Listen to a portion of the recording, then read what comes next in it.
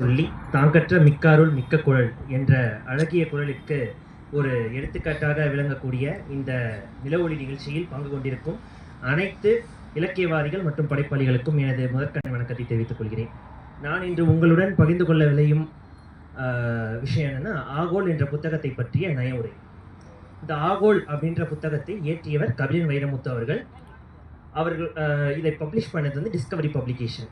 இந்த ஆகோல் புத்தகத்தை பற்றி பேசுவதற்கு முன்னால் ஒருத்தருக்கு நன்றி சொல்லணும். அது வேறு யாரும் இல்லை, ஜெயசீலன் சார் அவர்கள். ஏன்னா வந்து இந்த ஆகோல் திருவிழா அப்படின்னு சொல்லிட்டு உலக தமிழ் சங்கத்தில் ஒரு 3 மாதங்களுக்கு முன்னாடி நடத்தினாங்க. அப்போ தான் எனக்கு அவர் மூலமாக எனக்கு தெரிய வந்து அதை அந்த புத்தகத்தை வந்து படிக்க தூண்டியது. ஸோ இந்த ஆகோல் அப்படின்றது வந்து சங்ககால சொல். அப்படின்னா வந்து ஆணிரை கவர்தல் அப்படின்ட்டு.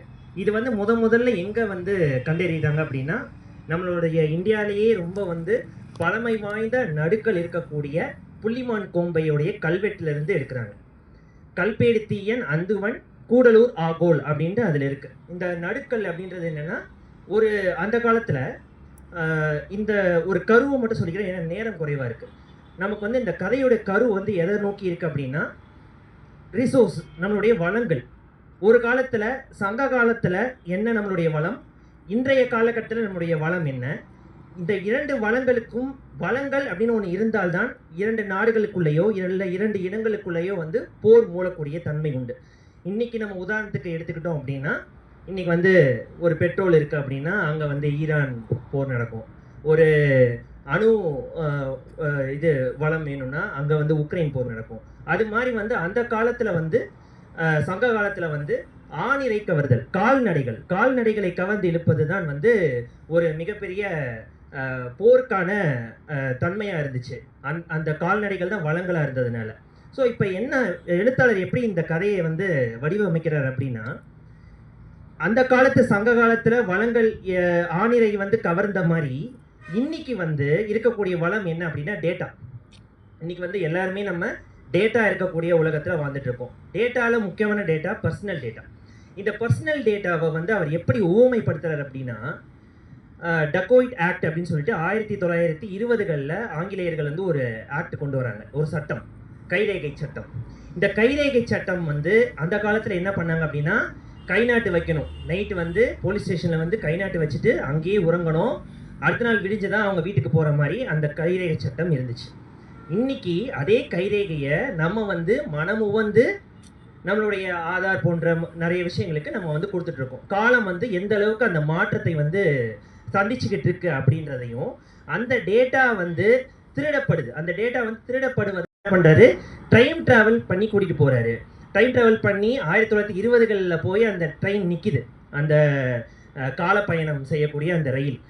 அவங்க இறங்குற இடம் எங்கன்னா அந்த கைரேகை தடுப்பு சட்டம் அமல்படுத்தக்கூடிய அந்த மக்கள் வாழக்கூடிய இடத்துல வந்து அந்த ரயில் நிற்கிது.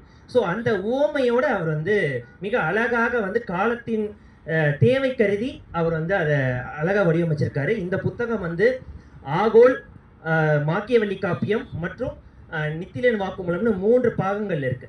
இந்த நித்திலன் அப்படின்றவர் தான் இந்த கதையுடைய, இந்த நாவலுடைய புரோட்டகனிஸ்ட். இந்த நித்திலன் செங்காந்தல் அப்படின்ற 2 பேர் காதலர்கள். பொதுவாக வந்து காதல் காவியம் அப்படின்னு வச்சுக்கோங்களேன், ஒரு எப்படி இருக்கும்னா ஒரு அழகான வர்ணனை மிக்க விஷயமா இருக்கும்.